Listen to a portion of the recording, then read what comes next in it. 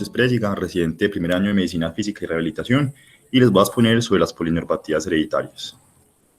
El contenido que me planteé para la charla va a estar distribuido de la siguiente manera.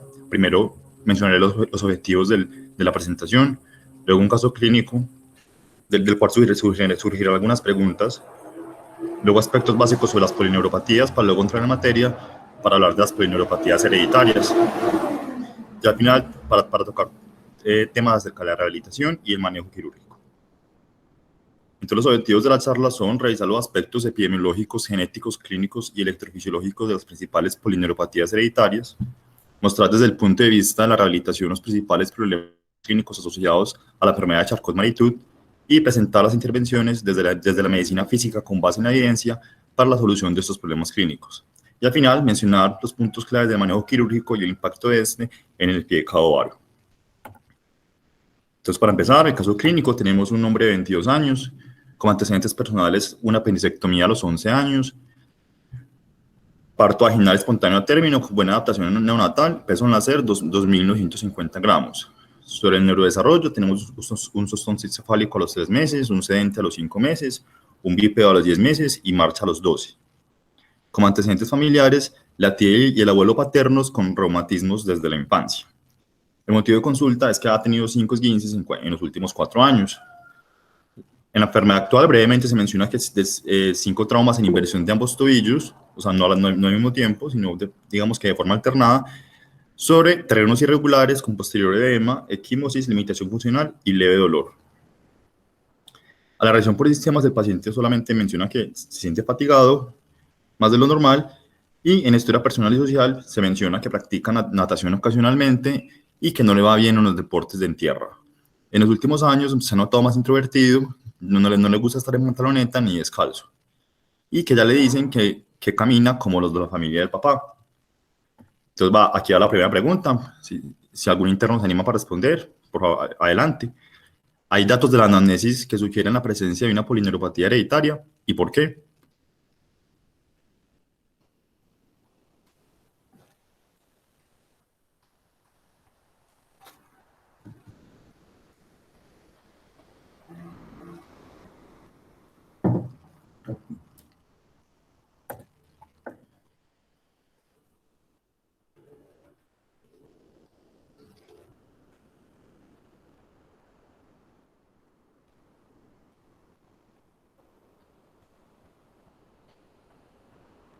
Bueno, si ningún interno responde, entonces pasemos a los residentes.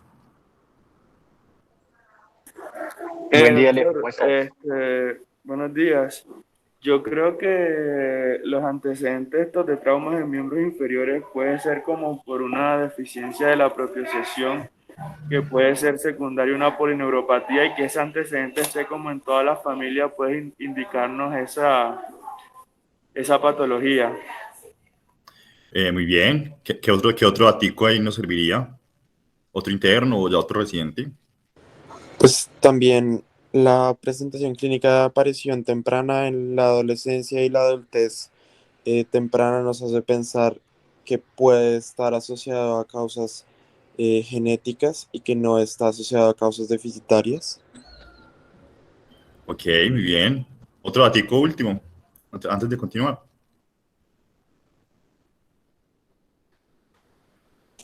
Yo creo que lo que no le gusta estar en pantaloneta ni del calzo puede ser que porque tenga lodinia o algo así, no sé, de pronto. Eso nos puede sugerir eso. Ok, ya vamos a revisar. Respecto al examen físico, entonces notamos que el paciente tiene una marcha independiente, caminan puntas y talones de forma parcial, sin embargo los aluces y los dedos se ven caídos cuando camina en talones. La fuerza es 5/5 en todos los miotomas del miembro superior, en la flexión de las caderas y en la extensión de las rodillas. Los reflejos osteotendinosos son de 2 cruces, excepto los aquilianos, que son de una cruz. El tono se encontró normal. Al evaluar la sensibilidad, encontramos una anestesia al tacto superficial en todos los pulpejos de los dedos de ambos pies, una hipoestesia a la vibración en ambos malévolos de forma bilateral. La sensibilidad está conservada a nivel de la rodilla en el cóndilo medial del fémur y se encontró una alteración de la propiocepción en el quinto dedo. Esta es la imagen de las piernas del paciente. Da preguntica de pronto vería para los residentes. ¿Cómo los hallazgos al examen físico hablan de un patrón polineuropático? Bueno, tener en cuenta como la definición de una polineuropatía, que es una afectación de dos o más nervios periféricos. Entonces, en este paciente sí se observa la alteración principalmente con la marcha en puntas y talones. Aquí ya estamos hablando de un compromiso del nervio tibial y el peroneal. Bueno, aparte tiene un pie caído, eso también nos apunta a una alteración motora. Con respecto a los reflejos, aquí dice que tiene afectación de los aquilianos, entonces es importante la afectación sobre todo más distal. Y con respecto a la sensibilidad, aquí dice que el paciente tiene anestesia e hipoestesia, pero según los hallazgos no tiene un patrón dermatómico, es más distal y tiene una afectación más típica como la de guante o calcetín, en este caso un calcetín que nos puede direccionar el examen físico. Muy bien, y con la imagen pues también observamos que el paciente tiene una atrofia importante de los músculos tanto pretibiales como el tríceps dural, ¿cierto? Que también pueden apuntar a una polineuropatía. Entonces, listo, ya para empezar. Entonces tenemos que las polineuropatías como tal son un grupo heterogéneo de trastornos del nervio periférico que se van a caracterizar por la presencia de debilidad muscular y síntomas sensitivos.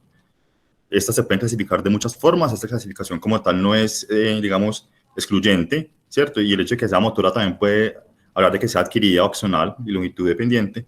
Entonces tenemos que pueden ser motoras sensitivas autonómicas dependiendo del tipo de fibras que comprometan, adquiridas hereditarias dependiendo pues como de la etiología, desmielinizantes y axonales ya de la patología, y longitud dependiente y longitud independiente dependiendo de la distribución. Los síntomas de las polineuropatías generalmente tienden a ser de inicio gradual y lentamente progresivo. Sin embargo, también se pueden haber casos agudos, generalmente las que están asociadas a trastornos inflamatorios o a exposición de toxinas. También algo muy típico de las polineuropatías es que el compromiso sea bilateral y simétrico y distal, y los síntomas van a depender de la esfera afectada. Entonces, los síntomas motores se van a manifestar como debilidad, torpeza, limitaciones tanto para las habilidades gruesas y finas y atrofia muscular. Los síntomas sensitivos pueden ser tanto negativos como la anestesia, la hipoestesia o la alteración de la propiocepción, y positivos como el dolor, la parestesia y la disestesia. Y en la esfera autonómica vamos a tener trastornos de la sudoración, hipotensión, arritmias, disfunción vesical o intestinal. Esta es la imagen donde se observa la distribución típica de la alteración sensitiva en las polineuropatías, en donde primero va a haber una afectación de los dedos del pie, y a medida que la neuropatía va pues, progresando, va a ir ascendiendo, y se define que más o menos cuando el nivel sensitivo ya está más o menos a mitad de la pantorrilla, ya empieza a haber afectación de los dedos de la mano. Ya en casos muy graves, muy avanzados, se nota que va a haber afectación de la parte terminal de los nervios intercostales, entonces va a haber una zona de anestesia y hipoestesia en la región esternal. Con respecto al diagnóstico de las polineuropatías, es muy importante los estudios de electrofisiología, dentro pues los cuales están las velocidades de conducción y la electromiografía de aguja, ya que esto nos van a permitir primero pues diferenciar una neuropatía versus una miopatía, y ya en el caso de que sí contemos con una neuropatía, caracterizar esta en si es sensitivo o motora, axonal o desmielinizante o mixta.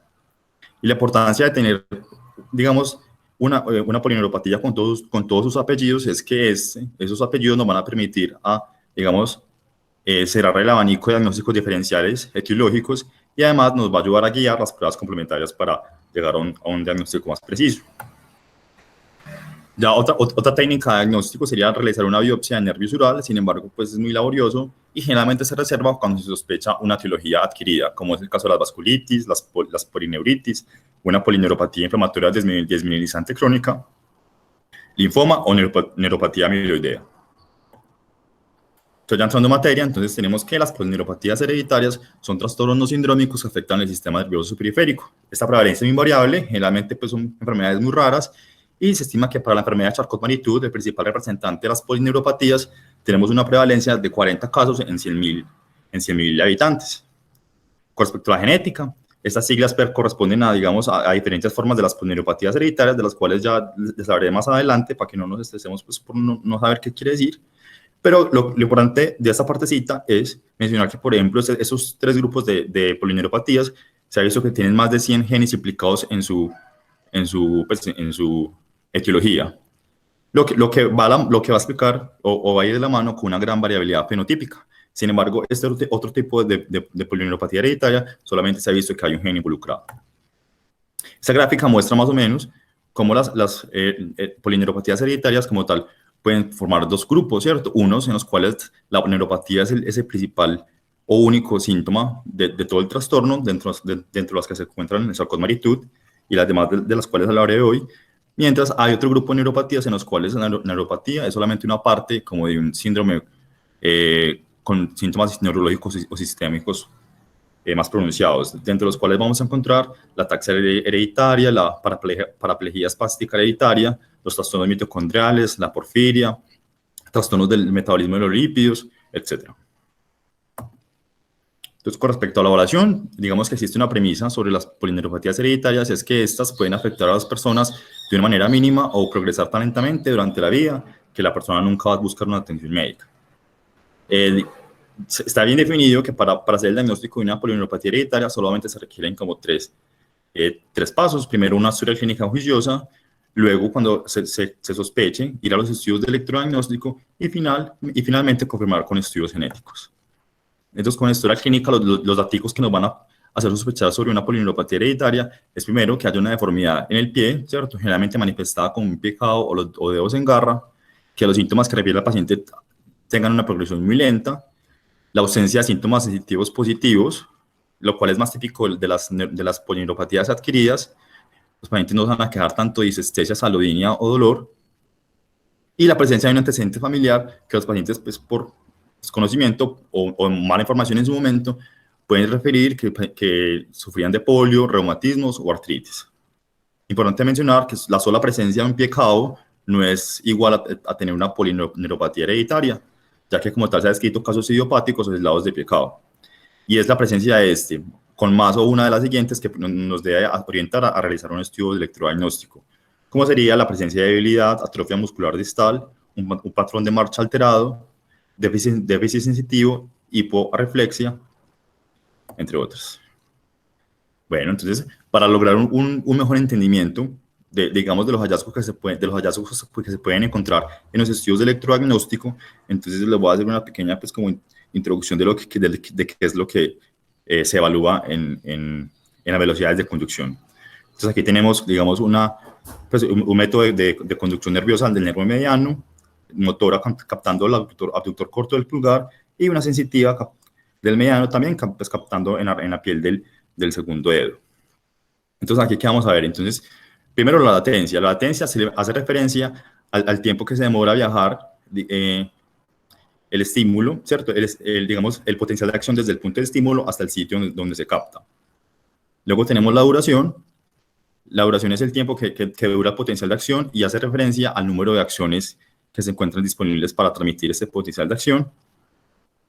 Perdón, esa es la amplitud, lo que acabo de decir es la amplitud. Y ya la duración habla del tiempo que dura este potencial de acción, ¿cierto? Y habla sobre sincronía de esas acciones en transmitir todo ese potencial de acción. Y otro término que es importante mencionar sería la velocidad de conducción. La velocidad de conducción hace referencia a la velocidad, ¿cierto? Que tarda un potencial de acción en viajar de un segmento del nervio a otro segmento del nervio. Y generalmente se calcula restando la latencia proximal, o sea, la latencia de un estímulo más proximal menos la latencia de un estímulo más distal en el mismo nervio sobre la distancia entre estos dos estímulos. Entonces, lo que valoría es como la velocidad de propagación del impulso nervioso en este segmento.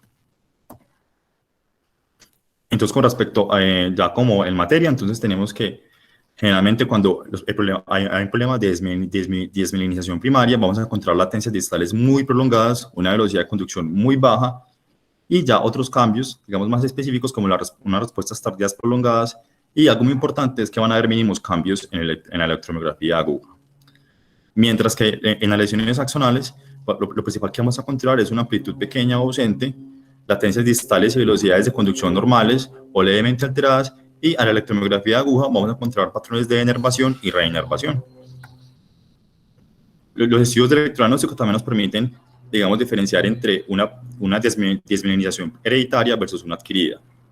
Ya que tenemos que como pues, el problema de desmielinización hereditaria tiende a ser más homogéneo y uniforme en todo el cuerpo, entonces lo que vamos a encontrar es un enlentecimiento marcado de los tiempos, tanto de la latencia como de la velocidad de conducción. Mientras que en las adquiridas, lo que se observa es una afectación más parcheada y regular de la mielina en los nervios y no siempre simétrica, lo que va a llevar a que, digamos, las latencias no estén tan prolongadas como en el caso de las hereditarias, y le va a llamar a un fenómeno que se conoce como bloqueo de dispersión, en donde se va a ver afectada la amplitud y la duración del potencial de acción, lo que va a hablar como de un fenómeno asincrónico de la llegada de este potencial de acción al sitio de captación. Entonces, con respecto a la enfermedad de sarcosmeritud, entonces tenemos que existen unos criterios para ya definir qué tipo de afectación tenemos. Entonces, decimos que hablamos de un patrón desmielinizante cuando encontramos una velocidad de neuroconducción del nervio mediano ulnar menor a 38 metros por segundo, axonal cuando encontramos que esta velocidad es mayor a 38, generalmente es usual a 40 metros mayor a 40 metros sobre segundo. Sin embargo, como mencioné anteriormente, lo principal que tenemos que encontrar es una reducción o ausencia de los potenciales de acción sensitivos o motores.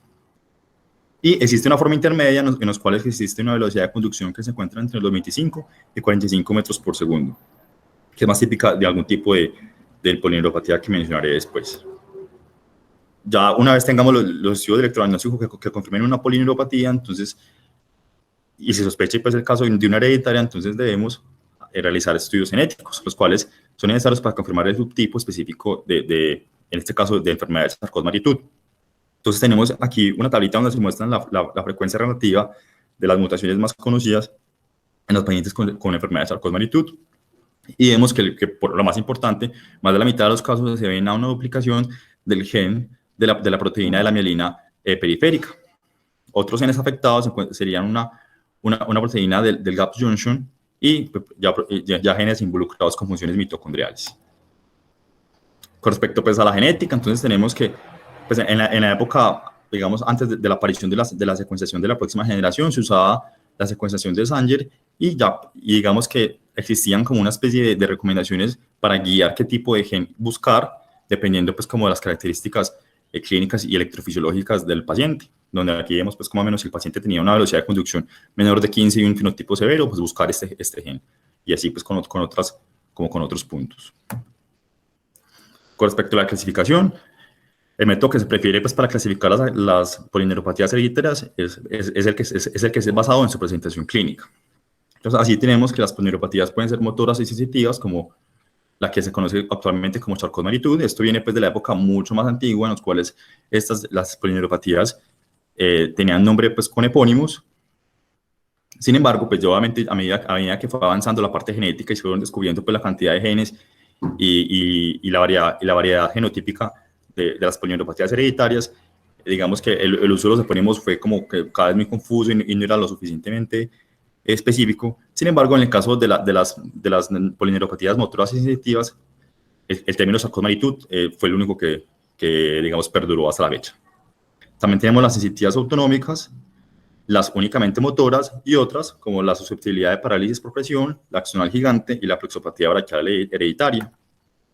Aquí tenemos, digamos, una gráfica en torta sobre la distribución de la frecuencia de las neuropatías hereditarias en 1.652 casos, y en esto observamos que la enfermedad por sarcosmeritud, todo lo que diga CMT, representa más o menos hasta el 75% de los casos de polineuropatías hereditarias. Entonces, ya por eso, ya hablando en materia sobre la enfermedad de sarcosmeritud, entonces como tal, no es una enfermedad sola, es un espectro de trastornos que se deben a mutaciones de los genes de la mielina y los axones.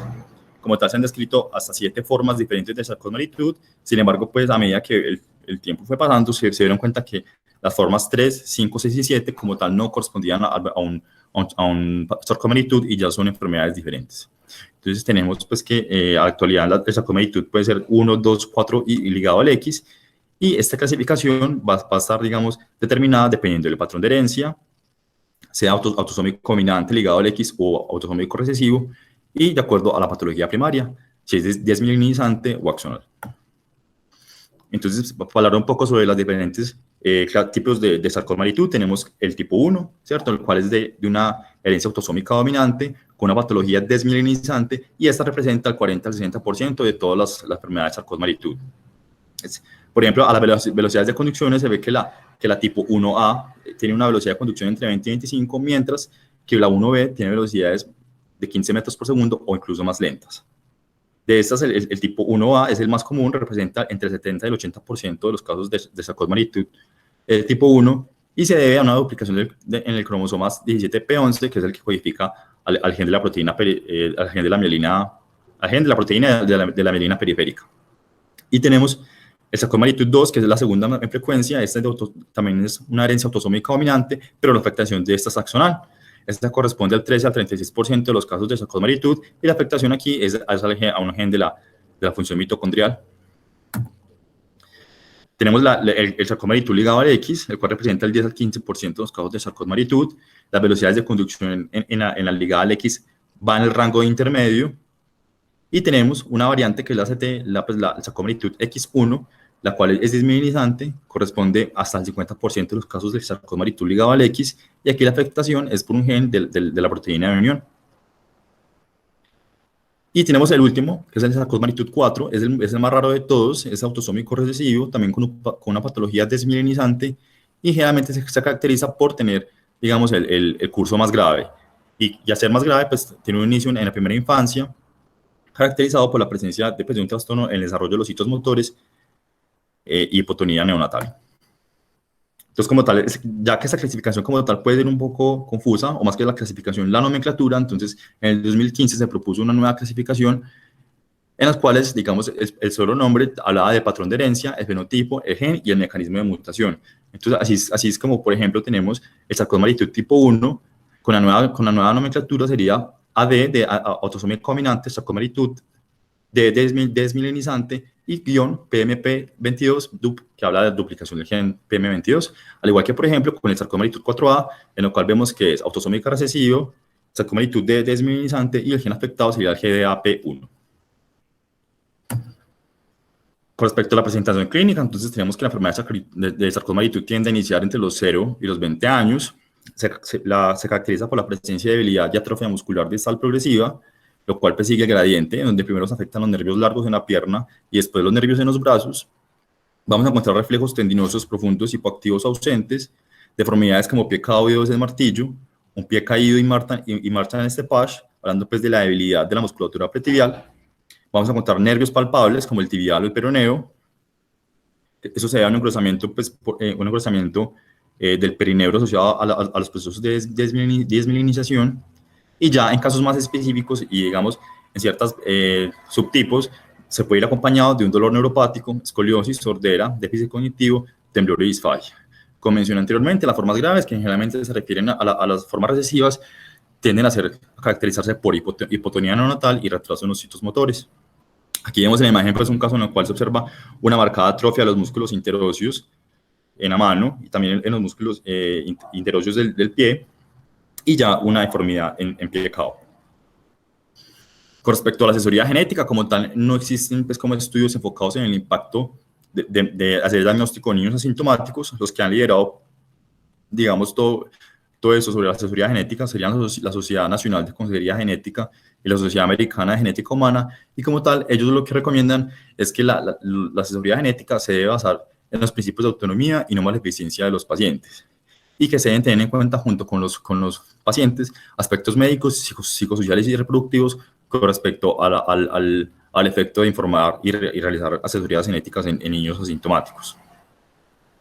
Entonces, como tal, lo que se refiere es, pues, lo que logran concluir es que los pacientes asintomáticos o con síntomas leves que no requieren ningún tipo de intervención, incluir la terapia física o el manejo ortésico, no hay beneficio en confirmar el diagnóstico, ya que como tal se sabe que esta enfermedad tiene una gran variabilidad de expresión y el hecho de que no existen, digamos, medidas preventivas para que la enfermedad progrese y mucho menos una cura, entonces como tal eso no va a aportar como mucho beneficio al paciente y por lo contrario pues puede perjudicar cosas que en el momento no se sabe porque no se han estudiado, como su persona, pues, como sus expectativas, riesgos de que tenga problemas para ser aceptado en un seguro médico, etc.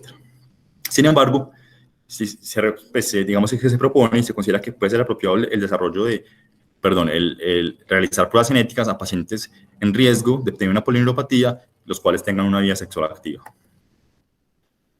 Ya para pasar al siguiente tipo de polineuropatía hereditaria, entonces tenemos la que se conoce como neuropatía hereditaria con susceptibilidad a la parálisis por presión. Esta se debe a una lesión del PMP22, que es todo lo contrario a lo que pasaba con el sarcoma de magnitud tipo 1A, que era una duplicación del PMP22. Y esta enfermedad se caracteriza por un inicio entre los 10 y 20 años, la segunda década de la vida, y clínicamente por neuropatías recurrentes, episódicas y de tipo desmielinizante en sitios que digamos que están sujetos a compresión o trauma. Entonces tenemos que los nervios más afectados serían el nervio peroneo, seguido por el ulnar, el plexo braquial y el radial. Generalmente estos déficits tienden a ser autolimitados, que mejoran en meses. Sin embargo, en algunos pacientes pueden haber algún tipo de déficit persistente.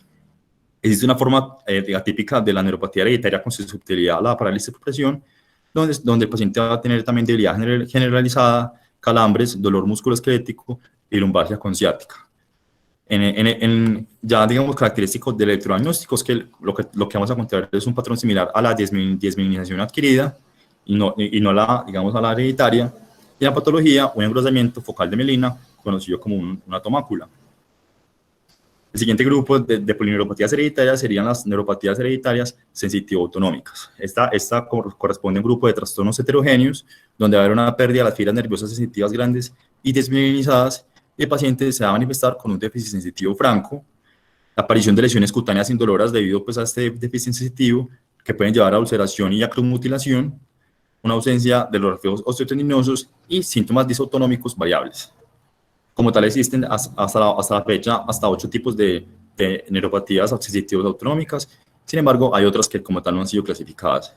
Y en los estudios de electrodiagnóstico, lo principal que vamos a encontrar son potenciales de acción sensitivos, ausentes o difíciles de evocar, y en la patología una pérdida accional de gran calibre. Aquí tenemos, digamos, la tipo 1, ¿cierto? La neuropatía hereditaria sensitiva autonómica tipo 1 es la más común. La herencia por lo general tiende a ser dominante y se caracteriza por una generación progresiva del ganglio de la raíz dorsal y de las motoneuronas. ¿Sí? Aunque sea una sensitiva autonómica, también va a tener compromiso en los casos más avanzados de las neuronas motoras. Aparte de que estos son subtipos, han descrito otros tipos de que van desde la A a la F con diferentes genes y manifestaciones clínicas. Por lo general tienden a iniciar a los 30 años con un rango entre los 12 y los 70 años. Y los síntomas que va a manifestar el paciente es un déficit sensitivo en los pies, donde primero empieza la termolgencia, pues como alteración de la termolgencia, después del tacto superficial y por último la vibración. El paciente se va a quejar de un dolor quemante y lancinante en las piernas y van a aparecer ampollas y úlceras que van a llevar a amputaciones. Aquí vemos cómo este paciente también ha tenido amputaciones en los labios por, digamos, mordidas que no se da cuenta, en la lengua y en los dedos ya tiene como cambios de acromutilaciones. Ya existen otras formas menos comunes, de las cuales mencionaré rápidamente. Tenemos la tipo 2, en la cual es autosómica recesiva, y en esta lo más característico es que no hay compromiso de las fibras desmielinizadas. La tipo 3, o conocida como la disautonomía familiar, es una que hasta el momento solamente se ha descrito en judíos de ascendencia ashkenazi, con incidencia en esta población de 1 por cada 3.700 nacidos vivos. Y la tipo 4, conocida como insensibilidad congénita al dolor con anhidrosis, se caracteriza por la presencia de hipertermia, convulsiones, microcefalia y un déficit cognitivo leve moderado. Ya tenemos el otro tipo de polineuropatías hereditarias, que serían las motoras, en las cuales lo principal es encontrar debilidad muscular progresiva sin alteración sensitiva. Generalmente tiende a ser de transmisión dominante. Sin embargo, las formas recesivas, digamos que ya se han llamado atrofia muscular espinal distal. La identificación genética ha ido avanzando mucho. Al inicio, pues, en el momento que se describió esta enfermedad, iba entre el 10 al 20%, ya se ha visto una identificación genética entre casi el 40% de los casos. Y por lo general es una enfermedad que se parece mucho a la enfermedad de Charcot-Marie-Tooth tipo 2, a la atrofia muscular espinal proximal y a la paraplegia espástica. Ya para hablar sobre aspectos de la rehabilitación, entonces aquí tenemos que uno de los problemas principales es la presencia de deformidades en el pie.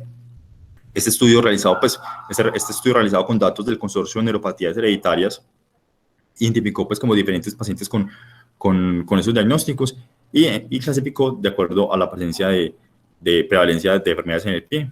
Entonces tenemos que en general la enfermedad de sarcosmaritud representó pues la gran parte gran parte de la muestra, y en estas las deformidades más comunes fueron las de pecado, con un 56% en el sarcosmaritud general, un 63% en el sarcosmaritud tipo 1A y un 52% en el sarcosmaritud ligado al X. En segundo lugar encontramos los dedos de martillo, que más o menos iba en un tercio de los pacientes, en un 27%, y un 29% ya para las formas específicas de sarcosmaritud, y tenemos un pie plano, que como tal tiene una prevalencia un poco más, menos, digamos, fuerte, de un 5 a un 8%. Vemos que ya para las otras formas de polineuropatías, como la motora sensitiva, la deformidad de pecado, digamos, pierde como impacto en estas formas. Entonces, como lo mencioné, digamos, en la presentación de los 8 días, para los que, digamos, no pudieron estar presentes, entonces tenemos que el pecado varo es un aspecto importante en la realización de estos pacientes, ya que tiene una prevalencia, como mencioné, del 50% de los casos de sarcosmaritud. Generalmente se debe a una debilidad de la musculatura intrínseca, en los cuales hay una activación de los tensores largos para compensar, digamos, esta debilidad de los interóseos y los lumbricales, y lo que va a llevar a un fenómeno de hipertensión de la fascia plantar, porque va a estar acortada debido a esta flexión del primer rayo. También va a haber una deformidad en garra y un desequilibrio de los agonistas y antagonistas. La importancia del pecado es que generalmente el 60% de los pacientes van a cursar con dolor crónico y pueden sufrir de metatarsalgias, sesamoiditis o fascitis plantar, y entre otras como la presencia de callos, artrosis del tobillo, tendinitis aquiliana, inestabilidad lateral del tobillo, con alguien específicas, síndrome de la banda iliotibial, incluso coxartrosis. Obviamente, digamos que estos problemas tienen menos, digamos, fuerza de relación con respecto a los anteriores, pero se han visto descritos. Otros problemas relacionados con la enfermedad con las polineuropatías hereditarias es que se ha descrito que hay una mayor energía por unidad de distancia. Aquí vemos que los pacientes con enfermedad de sarcomeritud gastan un poco de energía comparado con pacientes sanos a una velocidad normal, y esto igual se reproduce a una velocidad rápida, donde también se va a ver un mayor gasto energético. Estas diferencias fueron estadísticamente significativas y se ha visto que, digamos, que existen patrones de marcha alterados, así el paciente como tal no los note o no lo manifieste. Otro problema relacionado con la marcha es que van a haber problemas de inestabilidad postural y mayor dependencia visual. Se ha escrito que este problema ha estado relacionado con la disminución de la sensibilidad vibratoria. Sin embargo, otros estudios mencionan que no es tanto por la disminución de la sensibilidad vibratoria ni la propiocepción, sino por la debilidad de los músculos surales. Entonces, como mencionamos hace 8 días, en todos los principios para una plantilla, una ortesis plantar en los pacientes debe contar con un soporte retrocapital metatarsiano, un bajo relieve en la cabeza del primer metatarsiano, un soporte del arco longitudinal lateral que ayuda a corregir el varo del retropié, un bajo relieve en el talón para disminuir la zona de presión en esta región, y un soporte del arco longitudinal medial o navicular. Este es un material conocido como plastazote, el cual es digamos, bueno para pacientes con trastornos de la sensibilidad, ya que es suave.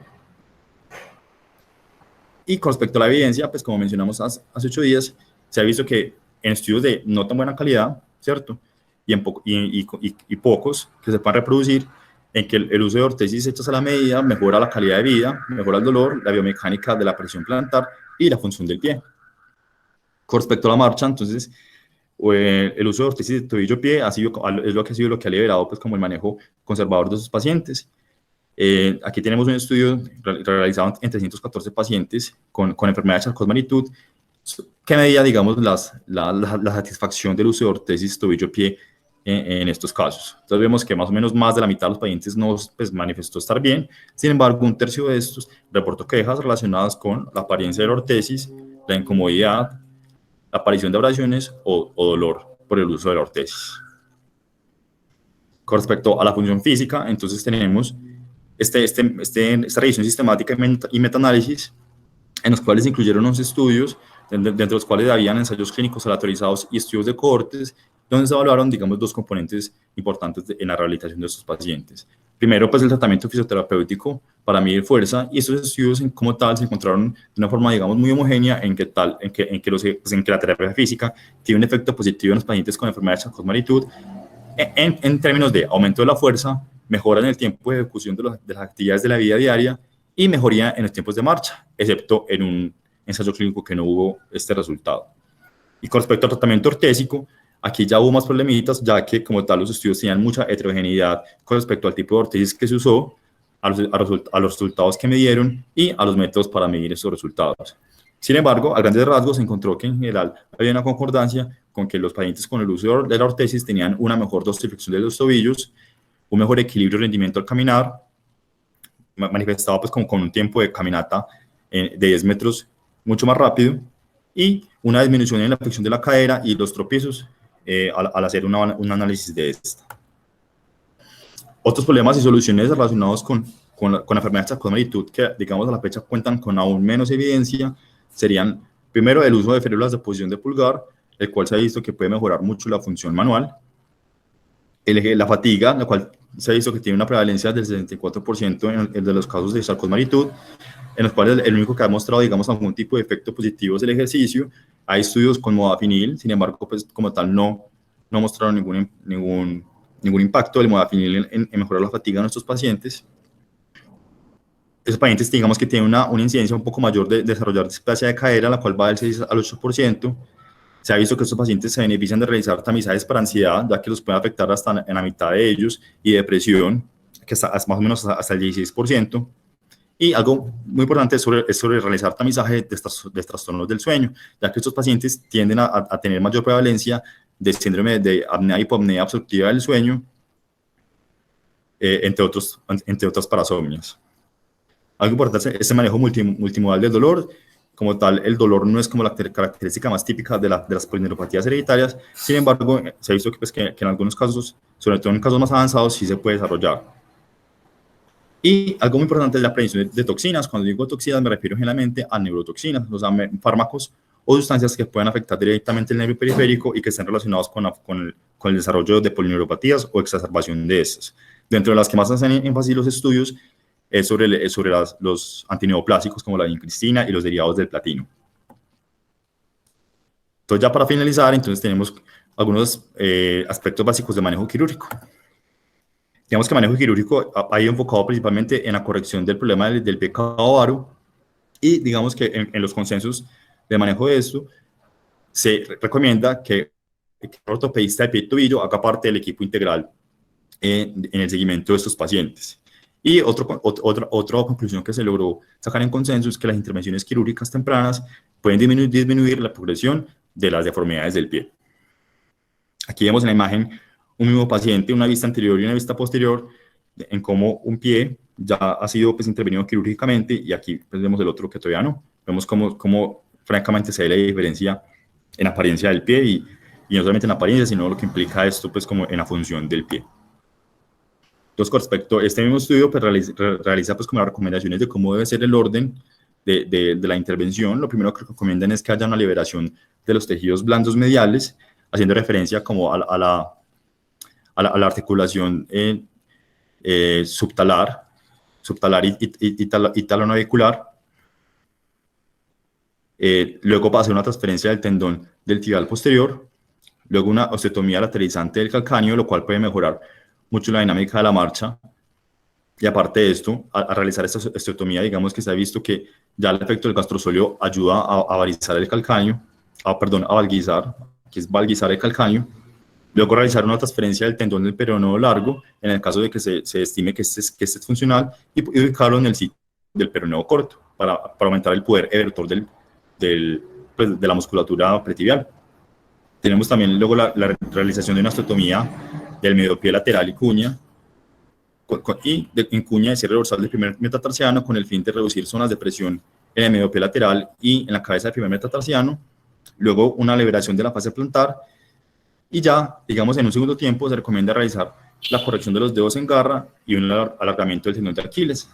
Ya la triple artrodesis, digamos que se ha visto reservada solamente para pacientes en los cuales haya un dolor importante de características articulares, que generalmente se ve en pacientes ya de mayor edad, con una enfermedad pues, que ha cursado pues, a lo largo de toda su vida.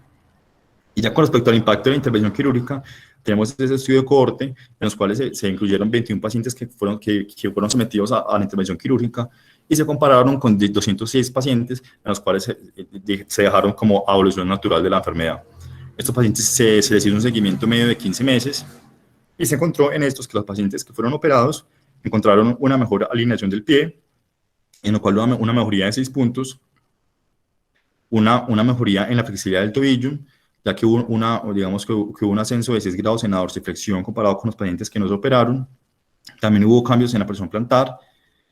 Y con respecto a los síntomas, los pacientes que fueron operados presentaron una reducción del 47% en el relato de caídas y resbalos, y todas estas diferencias fueron estadísticamente significativas. Sin embargo, no se encontraron cambios con respecto a la calidad de vida, la fuerza y la función.